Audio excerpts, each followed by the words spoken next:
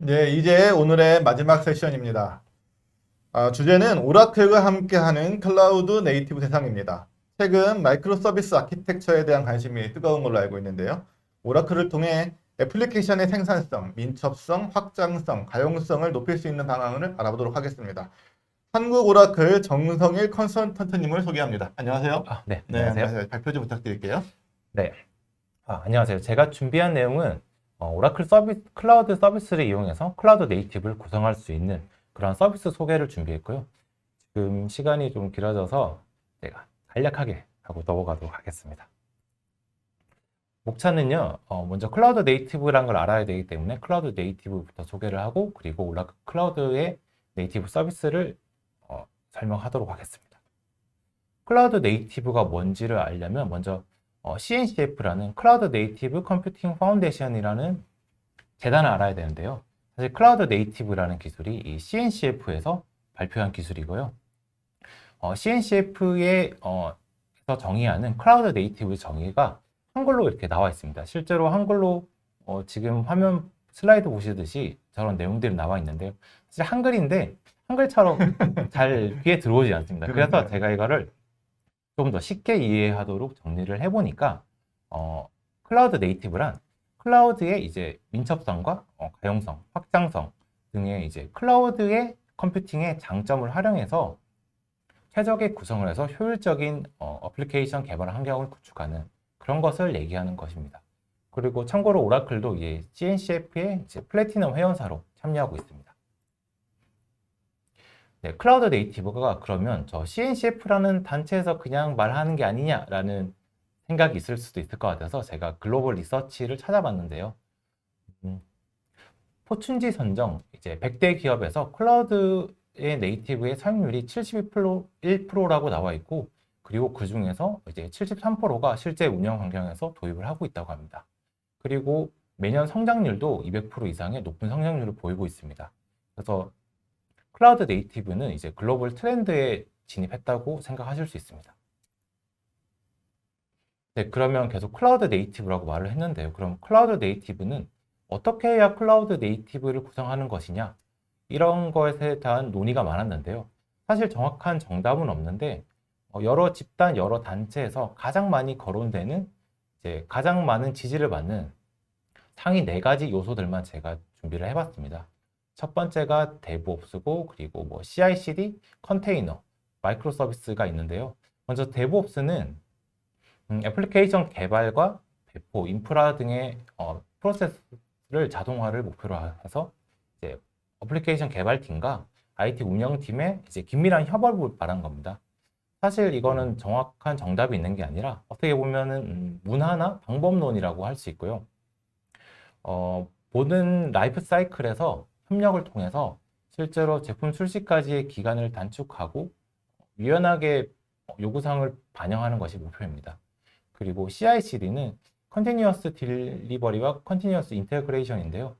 지속적인 통합, 지속적인 배포를 말하는 건데요.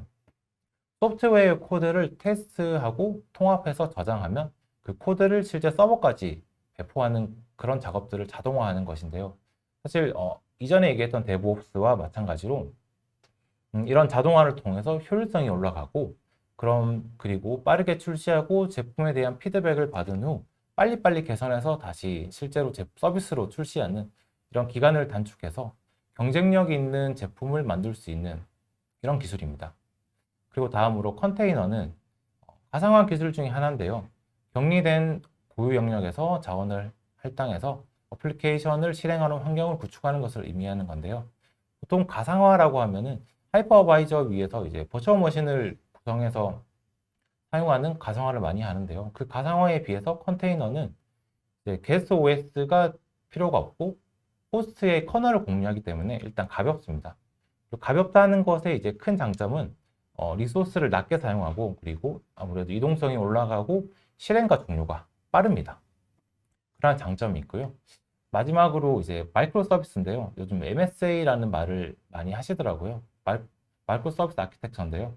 하나의 큰 애플리케이션을 구성하는 그런 서비스들을 독립적으로 구동할 수 있게 독립적으로 배포하고 변경 가능한 작은 애플리케이션으로 나누는 이런 아키텍처인데요. 이전에는 모놀리틱이라고 이제 큰 어플리케이션으로 유지하고 이제 개발하는 것이 쭉 이어져 왔었는데 그것들을 이제 작은 서비스로 나누는 겁니다. 그래서 요즘에 뭐 DDD라는 용어도 많이 이제 유행을 하고 있고요. MSA의 장점은 아무래도 이제 모놀리틱의 단점을 단점을 이제 만회하는 부분이 장점인데요. 예를 들어 서비스가 비대해지다 보니까 아무래도 서비스의 영향도나 이런 시스템 구조 파악이나 이런 부분이 어렵고 그래서 인수인계도 어렵고 그리고 이제 빌드 테스트 배포까지의 시간이 아무래도 오래 걸리는 이런 장점들이 있고요. 이런 단점들이 있는데, 네. 단점들이 있는데 이런 부분을 만회할 수 있는 부분이고요. 그리고 MSA에서는 아무래도 독립적으로 나누어진 어플리케이션이다 보니까 하나의 한 시스템의 장애가 전체 시스템의 장애로 이어지지 않기 때문에 그런 부분에서도 장점이라고 할 수 있습니다. 그리고 조금 더 이제 이건 개발자들이 원하는 모습 중에 하나가 각각의 쪼개어진 서비스들이니까 독립적으로 동작하다 보니까 각각 다른 개발 스택을 적용할 수 있습니다. 요즘 보면은 폴리그라시라고 다양한 언어들을 사용해서 프로그래밍 언어들을 사용해서 시스템을 만들던데요. 이렇게 다양한 언어 그리고 다양한 데이터베이스들을 사용해서 하나의 시스템을 만들 수 있습니다. 네, 지금까지는 이제 클라우드 네이티브에 대한 개념이었고요. 그러면 오라클에서의 클라우드 네이티브는 어떤 것인지 간단한 서비스 소개를 보도록 하겠습니다. 내용이 좀 많이 있는데 이 중에서 이제 포인트만 보고 넘어가도록 하겠습니다.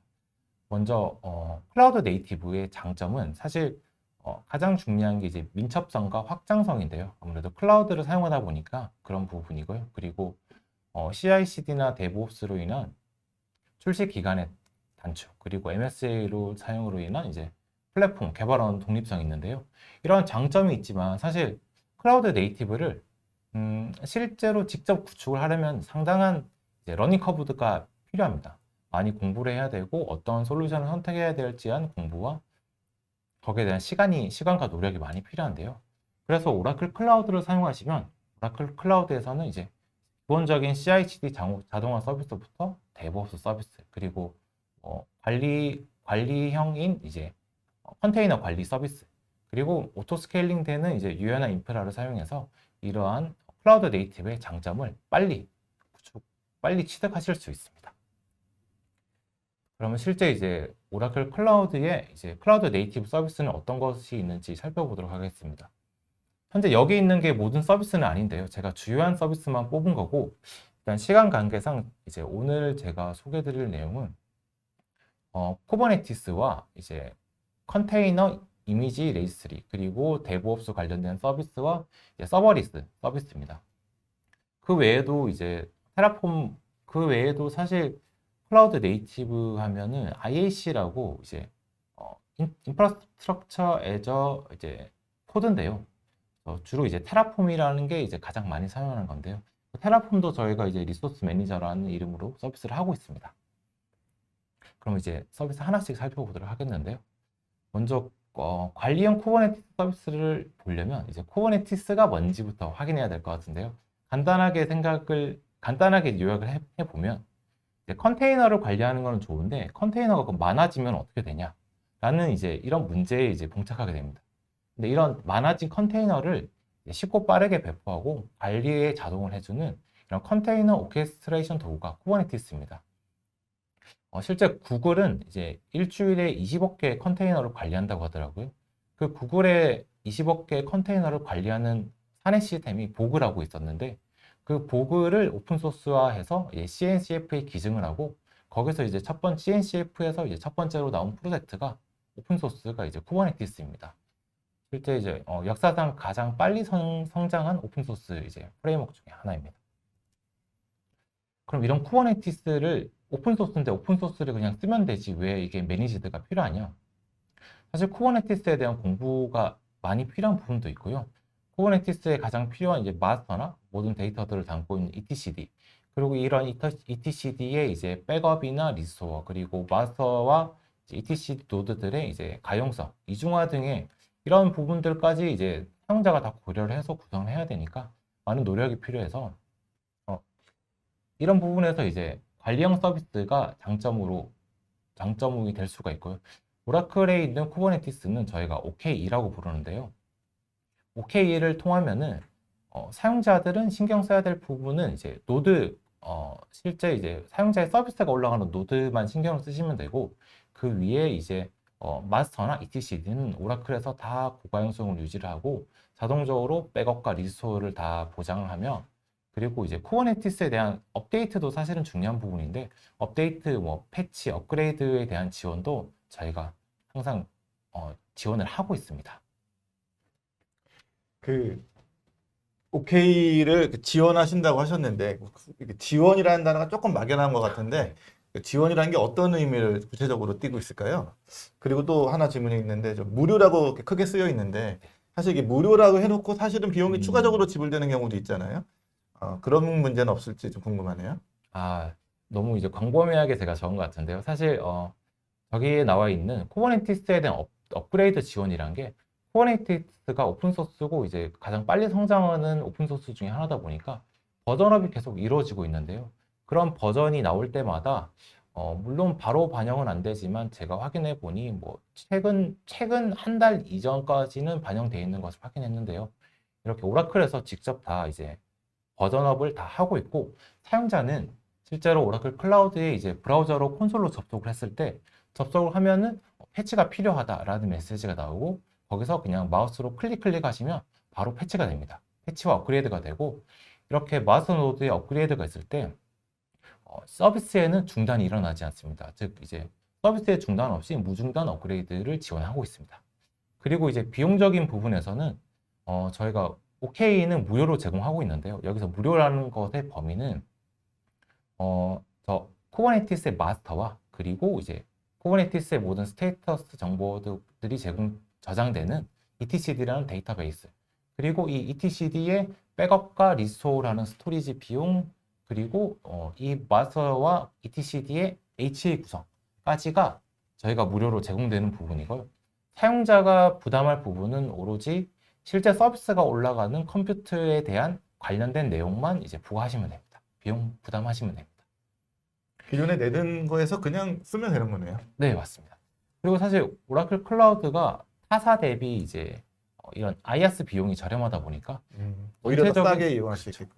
정말 싸게 이용하실 수 있고, 사실 굳이 얘기하자면 A사 AWS 같은 경우는 쿠버네티스 비용도 이제 클러스터당 시간 비용을 받고 있기 때문에 저희는 이제 쿠버네티스 비용도 없는데 VM도 싸니까 훨씬 더 네, 그렇죠. 저렴하게 사용하실 수 있습니다. 네, 다음은 OCIR이라고 이제 레지스트리인데요. 이거는 정확히는 이제 컨테이너 이미지의 저장소가 필요해서 방금 말 소개해드린 이제 쿠버네티스에 배포되는 그 컨테이너 이미지를 저장하는 저장소입니다. 네. 도커 이제 버전 2 버전이 지원이 되고, 그리고 오라클에 있는 이제 쿠버네티스에 배포하는 파이프라인과 CI/CD 툴들과 잘 융합이 되며 이제 기본적으로 고가용성과 고성능 그리고 낮은 레이턴시를 보장합니다. 네, 넘어와서 다음은 이제 데브옵스 관련된 툴인데요. 저희가 이름이 원래 디벨로퍼 클라우드 서비스였는데요. 이제 비주얼 빌더 스튜디오라고 이름이 변경이 되었습니다. 이 서비스도 무료인데요. 여기서 무료로 제공하는 부분들은 여기 있는 자체 기능들은 전부 다 무료고요. 만약에 여기 안에서 CI/CD를 사용할 때 빌드를 하게 되면은 빌드하는 그 순간의 컴퓨팅 자원에 대해서만 이제 사용자는 부담을 하게 됩니다. 여기서는 이제 프로젝트 기반으로 다 동작하고요. CI/CD 파이프라인을 만들거나 이제 Git 같은 저장소를 제공하고, 그리고 뭐 코드 리뷰나 그리고 데브옵스에서 많이 쓰는 그 이슈 트래킹, 지라 같은 이슈 트래킹 툴도 무료로 제공되고, 위키 서비스 같은 것도 내부적으로 무료로 포함되고 있어서 아마 데브옵스 환경을 구축하려고 하시는 분들께 유용한 툴들이 다 무료로 제공되어 있어서 유용하게 사용하실 수 있습니다. 다음은 이제 데브옵스 서비스인데요. 이전에 방금 전에 소개해드렸던 이제 비주얼 빌더 스튜디오라는 서비스 안에 CI/CD라는 게 있었는데, CI/CD만 좀 더 특화하고 그리고 사용자 UI를 조금 더 개선해서 만든 최근에 나온 서비스입니다. 여기서는 이제 CI/CD에 대한 내용들만 있고요. 현재는 이제 CD 부분만 이제 디플로이에 관한 부분만 적용이 돼 있는데 이제 CI도 곧 적용될 예정이고 특징은 이제 이 서비스도 물론 무료고요. 여러 리전에 있는 이제 쿠버네티스 엔진이나 컴퓨터 인스턴스나 그리고 저희의 서버리스 서비스인 펑션에 쉽게 배포하고 자동화할 수 있는 이런 서비스입니다. 그리고 배포를 하시다 보면 뭐 블루그린 배포나 카나리 배포 같은 다양한 배포를 적용하시는 경우가 있는데요. 그런 부분도 다 지원을 하고 있습니다. 네, 다음은 오라클의 펑션즈인데요. 이거는 서버리스 컴퓨팅입니다. AWS에 이제 람다라는 서비스가 너무 유명하고 이제 많이들 사용하다 보니까 제가 이제 이 부분도 일단 소개를 하려고 넣었고요. 람다와 같은 서버리스 컴퓨팅이고요. 특징도 비슷합니다. 실제로 서버가 이제 사용자가 관리하는 서버가 존재하지 않고 실제 실행한 횟수에 대한 비용만 지불하고요. 그리고 이 서버에 대한 유지 보수나 오토스케일 같은 거는 이제 오라클 자체적으로 다 내부적으로 자동화돼서 지원이 되고, 그리고 또 다른 거는 이제 이벤트 드리븐 방식으로 동작을 할 수 있습니다. 그래서 오라클 클라우드를 사용하시면서 그 안에서 발생하는 이벤트를 잡아서 이제 이 서버리스 펑션을 호출해서 그 서버리스의 이제 이런 기능들을 실제로 수행하도록 이런 구성을 하실 수 있고요. 서버리스도 이제 컨테이너 기준으로 되어 있고, 저희가 람다와 AWS의 람다와 비교했을 때 가장 큰 특징 중에 하나는 이것은 이제 자체적으로 개발한 것이 아니라 FM 프로젝트라는 오픈소스를 가지고 와서 그대로 적용한 내용입니다. 그래서 오라클 클라우드가 아니더라도 FM 프로젝트가 사용되는 어디에서도 같은 소스로 그대로 사용하실 수 있습니다. 오라클의 펑션은 이제 무료는 아니고 비용은 이제 리퀘스트당 비용이 부과되는데요. 실제 첫 번째 매달 이제 200만 리퀘스트까지는 무료고 이후에 100만 리퀘스트마다 이제 0.2달러가 부과되며, 그리고 리소스에 대한 비용이 있는데요. 이제 여기 보시면 40만 기가 세컨즈에 대한 게 무료고 이후에 이제 0.00001417 정도의 비용이 부과됩니다. 얼마인지 잘 사실 모르겠네요. 저렇게 보면 어려운데요. 그래서 가장 쉬운 게 어쩔 수 없이 이제 비교를 해야 되는데요. 이제 아무래도 람다가 인기가 많다 보니까 AWS의 람다와 비교했을 때 저희가 이제 두 배로 많은 이제 리퀘스트를 무료로 제공하고, 그리고 리소스에 대한 사용 비율도 람다에 비해서 15% 이상 저렴하게 제공하고 있습니다. 다음은 이제 각 벤더사별 클라우드 네이티브 서비스 비교인데요. 이것은 사실 제가 비교로 설명을 할 것은 아니고, 이제 오라클 클라우드가 아무래도 이제 후발주다 보니까 제대로 된 이제 서비스들을 다 갖추고 있어? 라는 질문들을 많이 하시다 보니까 이제 가장 이제 대표적인 AWS 서비스 대비 저희는 이런 이름으로 제공한다를 보여주고 싶어서 이제 넣은 표고요. AWS에 있는 뭐 EKS나 ECR이나 뭐 많이 사용하시는 람다나 코드 커밋, 빌더, 뭐 파이프라인 이런 기능들도 오라클 클라우드에도 모두 제공하고 있습니다. 네, 다음은 이제 이러한 오라클 클라우드 네이티브 기술을 사용해서 어떻게 사용할 수 있는지에 대한 모델인데요. 이전에 이제 지금 제가 설명드렸던 내용들, 그 서비스들을 이용해서 구성한 내용인데요. 먼저 개발자가 코드를 작성하겠죠. 개발을 하고 그것을 이제 저희가 제공하는 이제 무료 깃 서버에 커밋을 하게 되면 거기 커밋한 내용을 이제 저 CI/CD 파이프라인이 읽어서 이제 자동으로 빌드를 하게 되고, 빌드된 내용을 컨테이너 이미지 저장소에 저장하게 되고, 그것을 이제 보통 뭐 여러 가지 파이프를 만드는데요. 먼저 이제 개발 서버에 푸시를 하겠죠. 개발 서버에 배포를 하게 되고, 개발 서버에서 테스트들이 끝나고, 그리고 승인 여부는 뭐 넣을 수 있고요. 승인 이후에 이제 운영 서버로 자동 배포되고, 실제 이제 고객들의 화면에 반영되는 이러한 전체적인 파이프라인 구성을 이제 저희 서비스들을 이용하시면 이렇게 구성하실 수 있습니다. 실제 이 내용들을 그대로 실제로 어플리케이션 개발에 적용해 보면 사실 방금 그림과 거의 유사한 내용인데요. 기존에 존재하거나 아니면 새로 구축하는 서비스에 대해서 이렇게 마이크로 서비스화해서 각각의 컨테이너화해서 만들고, 그리고 이제 CI/CD 도구를 통해서 이걸 자동으로 빌드하고 테스트하고, 그리고 이미지 저장소에 푸시하게 되고, 그리고 테스트가 끝나고 이제 운영 배포하는 시점에 이제 승인을 통해서 이제 자동으로 저희 오라클이 제공하는 OK, 쿠버네티스 엔진으로 자동으로 배포해서 사용자가 볼 수 있는 이러한 구성을 이제 실제 어플리케이션 개발, 운영에서 할 수 있고요. 그리고 여기서 이제 데이터베이스는 기존의 데이터베이스를 저희가 클라우드에 있는 오토노머스 트랜잭션 프로세싱과 이제 데이터베이스 클라우드 서비스로 이제 이관을 해서 이제 쿠버네티스 같은 경우는 이제 브로커를 통해서 통신을 하실 수 있고요. 여기서 제가 이제 오라클 데이터베이스를 언급을 했는데요.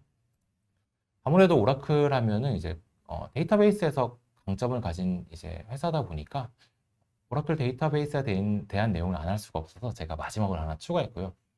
보통 MSA로 구성하게 되면은 다양한 여러 가지 이제 데이터베이스들을 사용하게 됩니다. 왜냐하면은 그 서비스의 종류에 따라 어떤 데이터베이스가 효율적인지가 다르기 때문에 예를 들어 뭐 제이슨이나 로우 타입이나 뭐 분석을 위해서 컬러머 타입을 쓸 수도 있고 그래프 타입의 DB를 쓸 수 있는데요.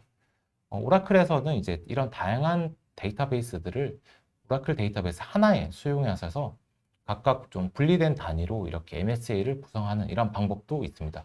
이것을 제가 이제 기존에 있는 저 MSA 방법이 이제 잘못된 것이라는 얘기를 하는 것은 아니고 이제 MSA 환경에서 데이터베이스를 사용에 대한 이제 또 다른 시선을 한번 제가 소개해드리고 싶어서 이제 이런 부분들을 말씀드렸습니다. 보통 이게 이제 클라우드 네이티브 얘기를 하다 보면 이 데이터베이스는 어떻게 해야 되는지에 대한 좀 막연한 생각이 좀 있는데 이게 오라클의 저게 좀 다른 클라우드 업체들하고 많이 차별화되는 요소인가요?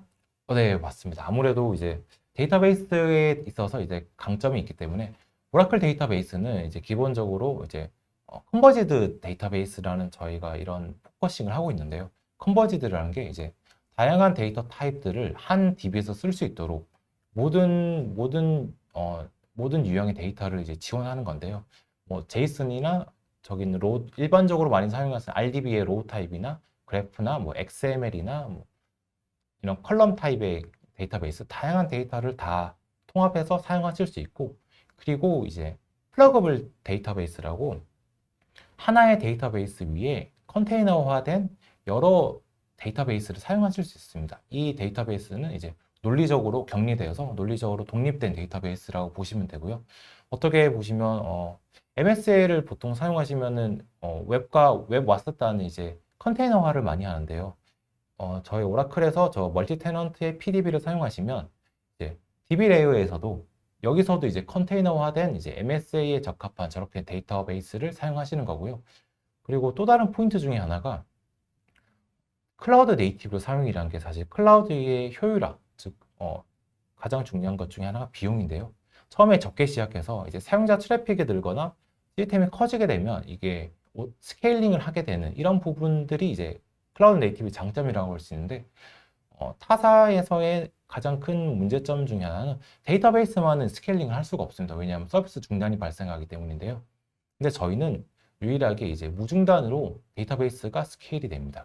그리고 오토 스케일링도 돼서 필요할 때 그리고 사용자가 늘어나거나 시스템이 커지거나 트래픽이 늘어날 때 자동적으로 오토 스케일업 됐다가 이후에 다시 스케일 다운되는 가장 비용 효율적으로 데이터베이스에서도 이제 클라우드 네이티브를 구성하셔서 사용하실 수 있습니다. 클라우드 네이티브로 하면 마이크로 서비스마다 필요한 데이터베이스가 다를 수 있잖아요. 그렇습니다. 그걸 오라클 하나로 다 할 수 있다 이렇게 이해하면 되나요? 네, 맞습니다. 그리고 이제 논리적으로 독립된 DB죠. 네. 네. 이상으로 제가 준비한 내용을 마쳤고요. 이제 오늘 제가 전달하고자 했던 내용들은 사실 클라우드 네이티브는 이런 것이다. 클라우드 네이티브는 이제 클라우드의 장점을 최대한 활용하기 위한 이런 구성이다.